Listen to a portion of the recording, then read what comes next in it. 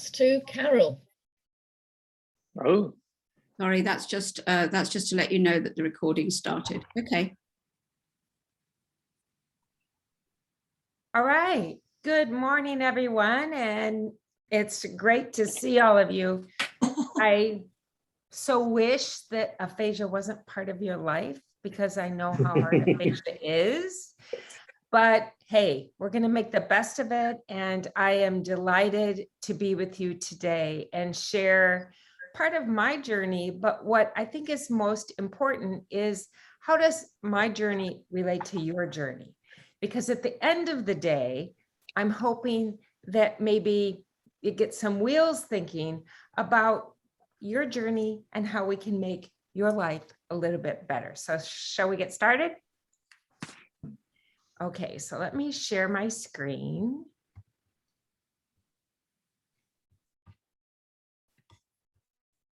Let's see.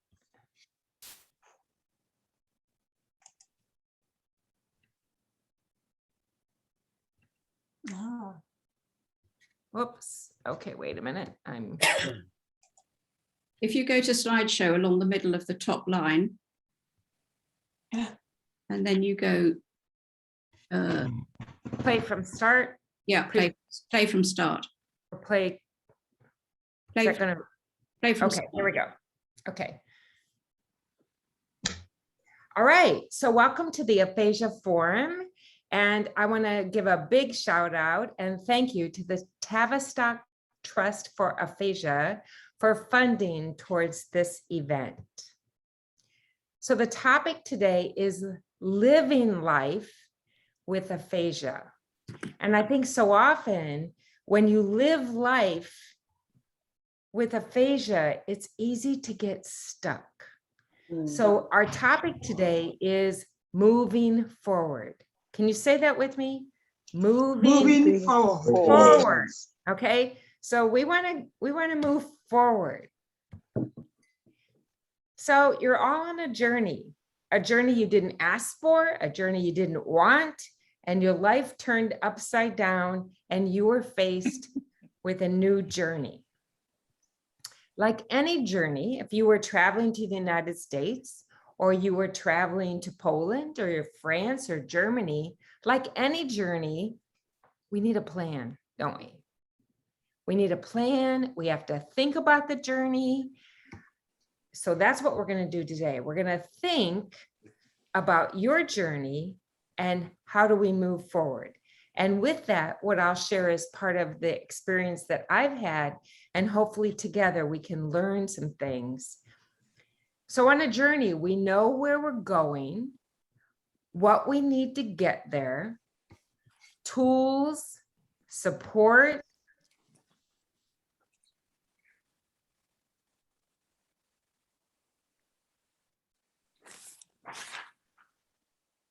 Yeah, I was trying to move this little, there we go. That was my issue. Okay. We evaluate our journey and we decide, and then we execute, because to move forward or go anywhere, you have to have a plan. So today I'm going to talk about the phases of the journey that I experienced. So I do not have aphasia, but I believe that when aphasia happens in a family, it happens to you and it happens to your family. So aphasia is a community issue. It's a family issue. And in my family, what happened is my son had a stroke. So you're going to hear a little bit about his story. So the phases of the journey that we had were, he had a stroke. What were the effects? And you know, and I know, the effect is not just your language. The effect is your whole life. Then we're going to talk about living with aphasia. And then we'll share a little bit about the nonprofit that we started here in the United States, the Aphasia Recovery Connection, or we call it ARC. Part one. So we're going to divide this into 4 parts. So first, let's talk about that stroke. his aphasia, and surgery. Now, some of you might be here with aphasia from a brain injury or other reason. Some of you had surgery and some of you didn't, but here's my son, David. So we were on a family vacation. In all places, we went to Las Vegas. We were there with my mom and my dad, and we were going to see the Red Rock Canyons. David was really excited to see the King Tut exhibit. And on the second day of the journey, we had gone to the Grand Canyon, or the, not the Grand Canyon, but out by the Grand Canyon. And David had a stroke. So you can see his little face is crooked. That is his MRI. So you can see it was really big.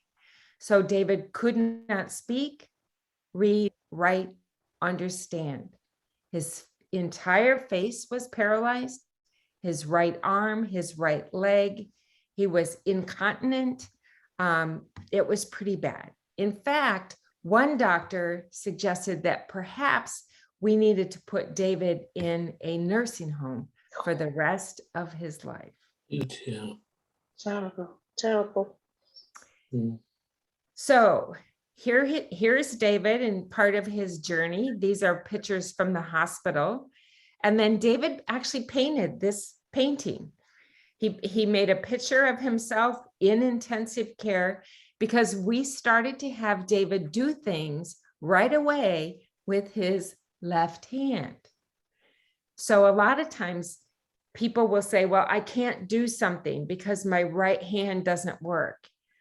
But I think one of the benefits of being a child is David adapted really quickly. Well, this doesn't work, so I'll just use this. Mm-hmm. And I think when we're an adult, that transition might be a little bit harder. Yes, true. But he adapted really quickly to being one-handed. So a lot of times people ask me, well, why would a child have a stroke? He had a stroke because David has a disease called moyamoya disease that we did not know he had until he had that massive stroke. So David had surgery on both sides of his head. So you can see here his surgeries, and I suspect some of you have also had to have brain surgery. I wanted to share this picture because I think it's really important. So that woman is David's doctor. So David was in the hospital for 3 months. On the last night that we were at the hospital, his doctor came to visit. And she brought him that wooden box that you see on the right. And inside that box, we saw that G.I. Joe watch. And what she said to him changed the course of how we worked on recovery. What she said was, wear this watch. G.I. Joe is a fighter. G.I. Joe has to work. G.I. Joe moves forward. You are a fighter. David, be a fighter. I think that was good advice from the doctor, and that's advice I'll share with all of you today. Be a fighter. One way to be sure that you don't move forward is to just sit on your couch and watch TV all day. That's the easy thing to do. And sometimes we all do that. But when you're working on recovery and adapting to life with aphasia, you want to move forward. Next, we have the effects of the stroke. I like to talk about this because I think all too often people say, what is aphasia? It's a language disorder. You know, and I know it's much more. It is a life-changing, horrible disability. in fact, there was a study done of 40 different conditions: Parkinson's, cancer, muscular dystrophy, stroke, aphasia, on and on. Do you know the number one problem that affects quality of life? Mm, Aphasia. mm, Aphasia affects way more than language, because language is everywhere. It's your relationships, it's your roles. mm. Many of you lost your job. So there's lots of things. So with stroke and aphasia come a lot of effects. Language is part of it. Life is part of it. Sadness, isolation, Yeah. loneliness, job loss. I can't say I love you. I struggle to order coffee. My phone rings and my heart races because I can't answer the phone. My friends don't get it. You're dealing with a lot. You're dealing with a lot. But remember what I said in the beginning? We're here to talk about moving what direction? Forward. Forward. Okay. So even though we recognize it's tough, we also recognize that every single one of you has the strength and fortitude and determination to move forward. So with David, and like many of you, no talking, reading, writing, understanding, right side paralysis, swallowing issues, and bladder issues.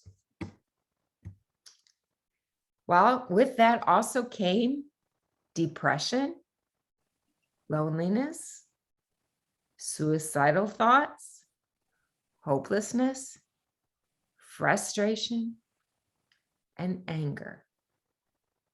How many of you have felt at least one of these feelings? Yeah.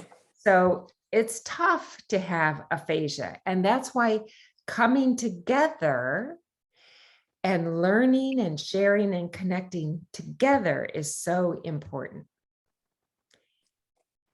So aphasia is not just your language. So 93% of stroke survivors with aphasia experience high psychological distress compared to 50% of those without aphasia. Loneliness and low satisfaction with one's social network are particularly important and contribute to long-term psychological distress. So if you sometimes feel that, know that it's normal. How could something like this happen to you and you not feel some of that distress? But that's why it's so important that you come to things like this. You come to a forum, you meet other people, you learn other people's stories so that you continually try to get those tools for your journey so that you can move forward. So aphasia also affected David's well-being, his coping skills, motivation, his outlook of the future, and life at times felt hopeless. So this is something that David has said: I hate my life, it's hopeless. Recovery was slow. He lost friends. He wanted to be a doctor like his dad. He knew he couldn't. He couldn't read, write, or talk. People thought he was dumb or even drunk. And public school was torture for David. Imagine going to school when you can't talk, and how kids can be pretty mean. But eventually David moved forward. So now we're going to talk part 3, living life, moving forward. So eventually David did start to adapt, cope, and look forward. And I hope that's where you are on your journey. But let's face it, your journey, like David's, is probably often like a roller coaster. Yes. There are times you feel like, I think I've got this. I'm coping. I think I'm doing okay. And then something will trigger you and you might start to feel lonely and depressed again. And then maybe you come to a forum and you see some of your friends with aphasia and you start to feel a little bit better and you build that confidence and you move up again. But many of you probably find your journey like a roller coaster. How many of you feel that way? Yes. Up and down and up and down. Mhm. Yes. So what we did with David is David actually ended up for high school. He went to a special school. He went to a school with small classes. He learned assistive technology. There were speech pathologists that worked at his school. He was able to have friends and leadership roles. He found hope and he made significant gains at his school. So when he started the school, he could say 3 to 5 words easily, but he couldn't write. He was still struggling to read. And when he left the school, 3 years later, he could talk, he could read, he could write.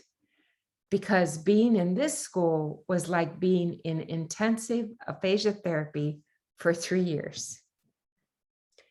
So the school had only 80 children, but it had 5 full-time speech and language pathologists. So that's something that I think as a child, he was lucky. Now, the other thing that I will say, why I think David has made such significant gains is he was lucky in the fact that he was a child, in that the brain for teenage boys, there's a lot of development.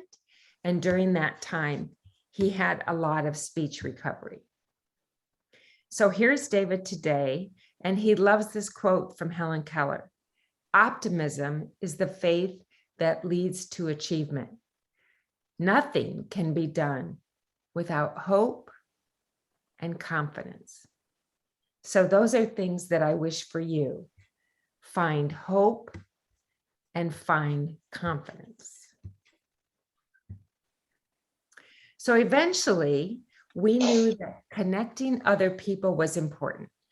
So we started the Aphasia Recovery Connection to offer people a place to connect and a sense of community.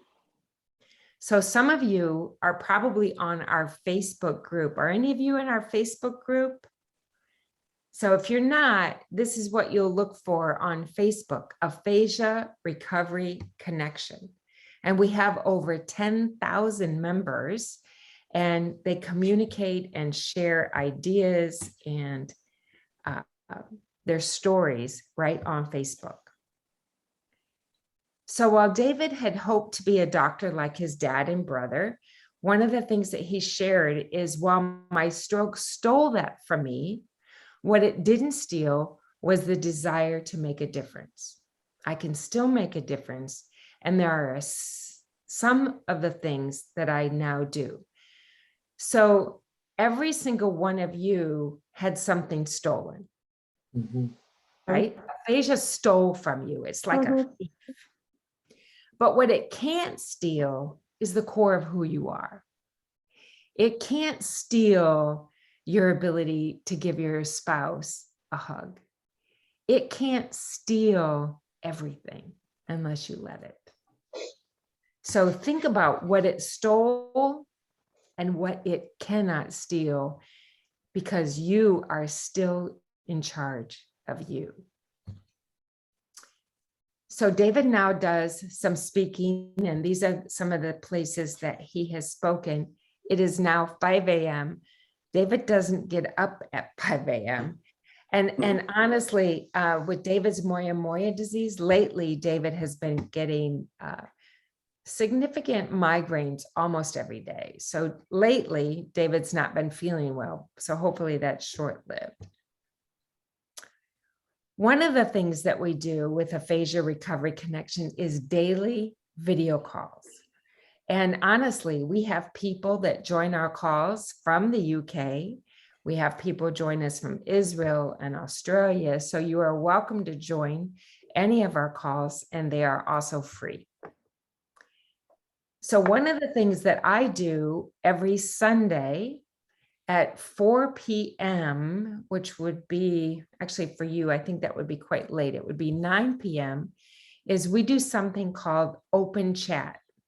And this is just a place where people can come and chat in their breakout rooms. Who would like to share? What does open chat mean to you? Talking friends, speech friends, everything, friends. How many of you feel it's good for your spirit to be with other people? Yes, yes.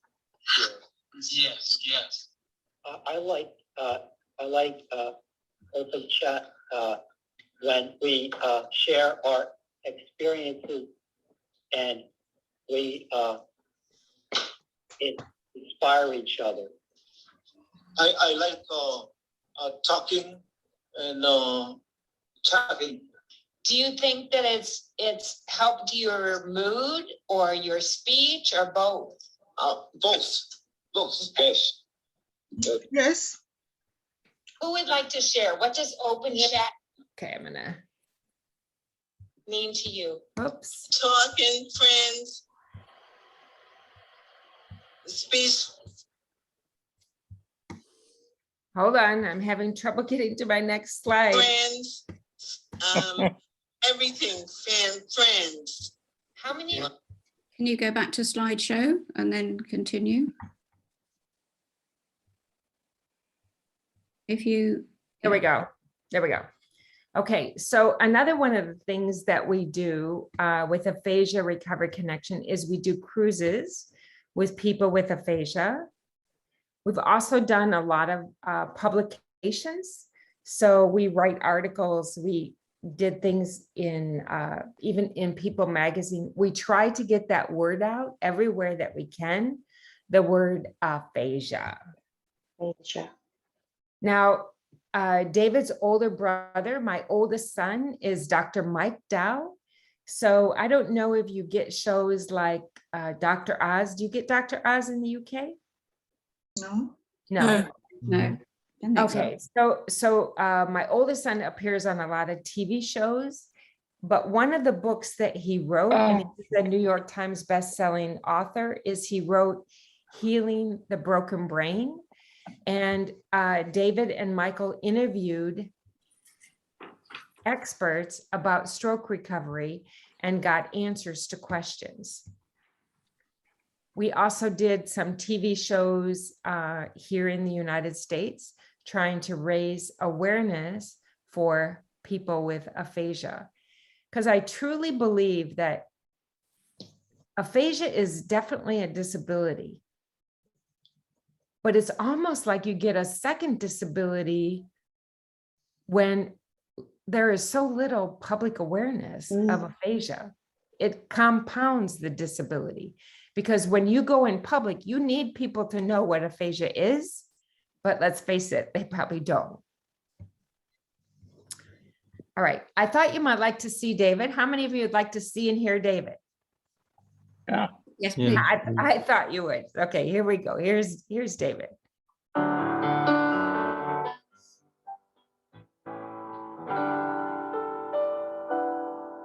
Childhood is supposed to be a time of fun, learning, adventure, and growing.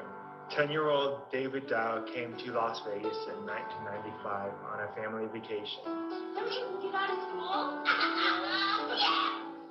Yeah! Thank you! They stayed at the MGM Grand. David wanted to ride the roller coaster at New York, to see the bridge lights and the show. That all changed in a heartbeat when the fourth grader suffered a massive stroke. Waking up in an adult intensive care unit was terrifying experience, unable to speak, read, or write. Like nearly 1,400 children in the US every year, David has suffered a stroke. I know how that 10-year-old felt because I am David Dow. My aphasia was my biggest problem. The wheelchair was easier to deal with. I went from a wheelchair to a walker to a cane, and now walking by myself. When I first had my stroke, when I was at the age of 10, I had aphasia. It was so severe that I couldn't understand what people were saying to me, as well as communicating back to them. Aphasia still affects me on my day-to-day basis. I have trouble understanding what people are saying to me sometimes. Aphasia does not affect intelligence. I went to lots of speech therapy, and my mom worked with me, and she hired others to help me too. I progressed in rehab. Finally, I was able to talk again, starting with just single words. Here are some examples of the progress I made. Do you have a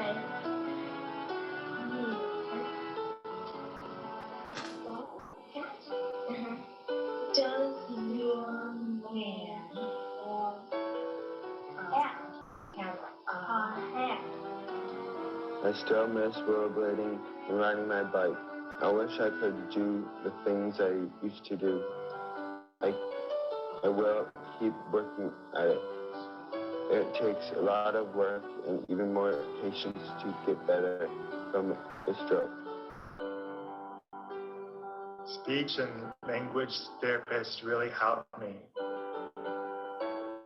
Do you want to help communicate with someone with aphasia? Be patient. Give them time to speak. Do not finish their sentences for them.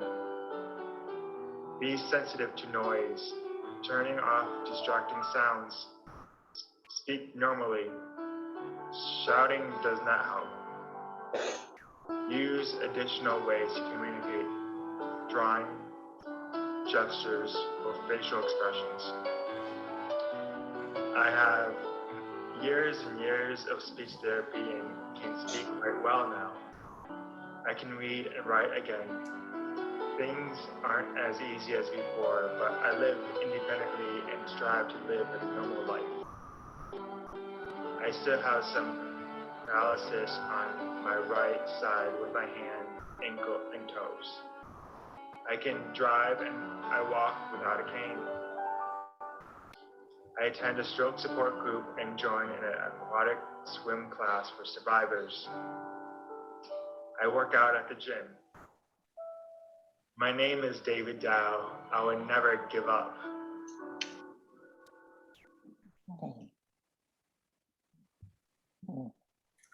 All right, so that was my son, and I'm sure some of you could relate to his story, right?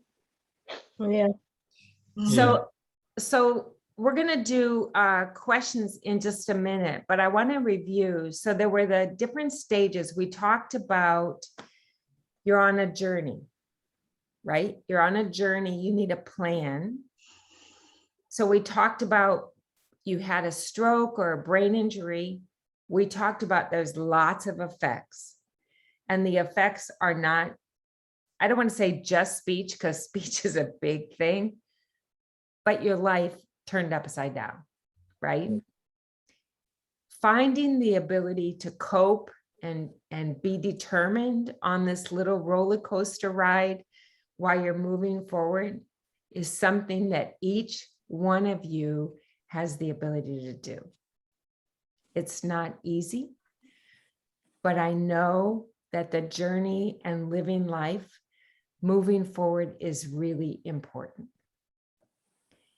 One of the things that David shared with us in this session was the importance of hope and the importance of confidence.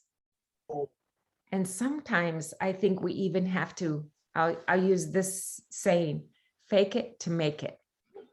There might be days you don't feel confident and you feel down, but I encourage you, sit up straight, try to find a smile every day, and keep moving forward.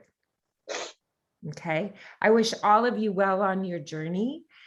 And I think what we'll do now is, if it's okay with Jill, we'll go ahead and take some questions. Thank you so much, Carol, for that really interesting presentation. It was particularly lovely to hear David's view as well and see his story. Really, really interesting. So do we have any questions for Carol? You want to put your hand up if you've got a question.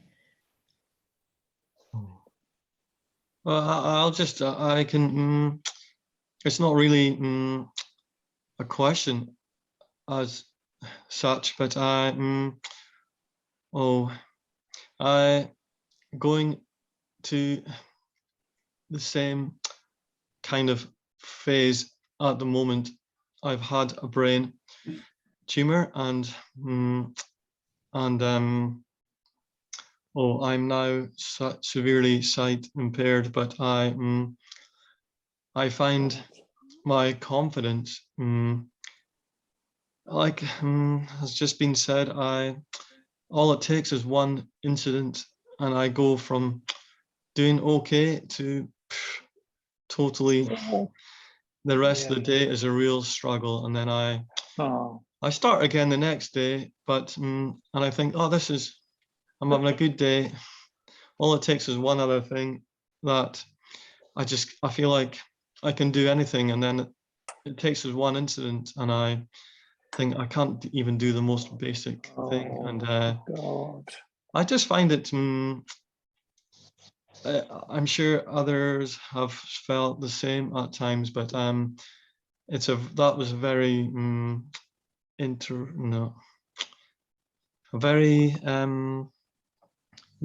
David was a very inspirational speaker. Yes, great, lovely. Well, yeah. And Donald, it sounds like part of your journey right now is that roller coaster. Yes. Where, you're feeling up and then down and then up and then down. And to be honest, David still struggles with some of that today. Yes. It's tough. I think the impact to our psyche and our well-being with aphasia, and it is easy to have your confidence shaken. Yes. So the only insight that I might share is, think about the things that you've been successful with, things that have gone well. Like, what are some of those things? Like, look at the courage that you just had now, Donald. Yes. To be the first one to ask a question, to get all of those words out and share even your own vulnerability. You share that. So that's something you can be very proud of.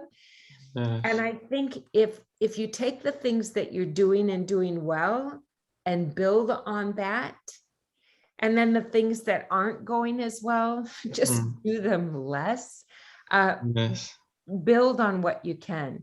One of the things too, I think, is thinking about those areas where, when you're trying to build your confidence, where is a safe place to do it. So like, this is a safe place. Coming on, like, if you come to one of our open chats, that's a safe place. What I've also heard from some people with aphasia is sometimes when they go in public or with friends, it's a challenge. So what they do is they go and they'll go to maybe they go to a clothing store and they practice their speech with the salespeople. Like, excuse me, I need help. I have trouble with speaking, but I'm still smart. I'm looking for a coat.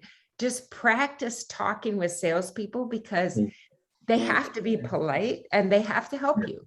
Yes. And they will get engaged in conversations with you and build and practice in safe environments.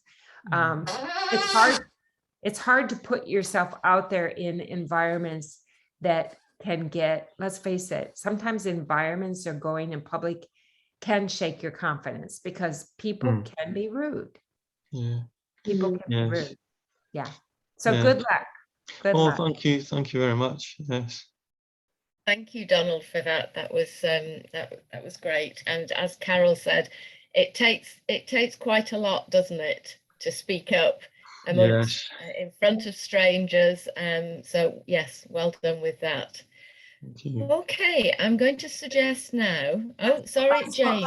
Jane, because she's had a hand up. Thank you. I wonder, Donald, how long have you been with this injury? Oh, it will be 1, 2, 3. It'll be 4 years in February. Yes. And So, if you think back yeah. to when you had it, Yeah. how well did you do? Oh gosh, I've got a piece of paper on my fridge that I couldn't write my own name.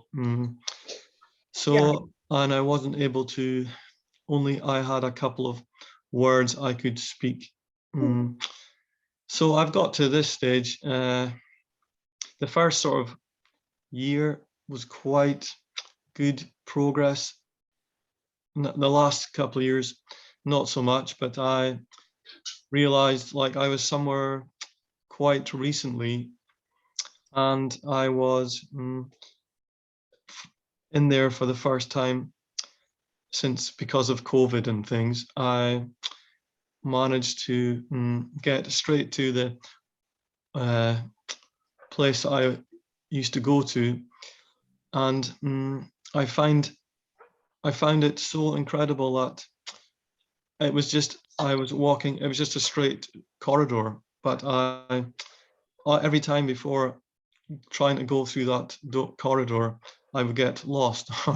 How can I get lost in a straight corridor? I've got no idea, but so it just shows you it's very subtle, quiet change over time, but you don't really notice it until little things you realize how much things have progressed. Yes, yeah. That's right, and you have to keep with that. When I had my stroke, that was nearly 10 years ago, I spoke gobbledygook. Yes. And I could only find 6 letters of the alphabet. Yes. I tried writing and thought, well, I think there's more than that. But I know, it's amazing. I persevered, and I had very good speech therapy. I was in rehab with them for 3 months.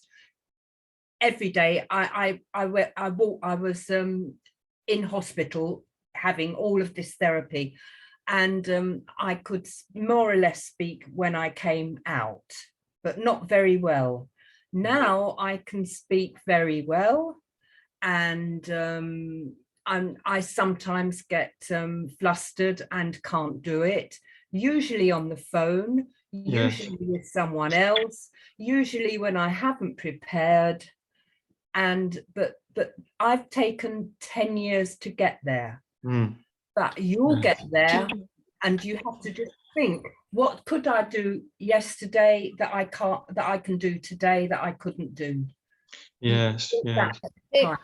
These are fantastic reflections, and I'd love to be able to continue these in the breakout rooms after we have a short break. So what's going to happen now is that you get a chance to go off and get yourself a coffee. Carol, I'm sure you'll need another one by now to keep you awake.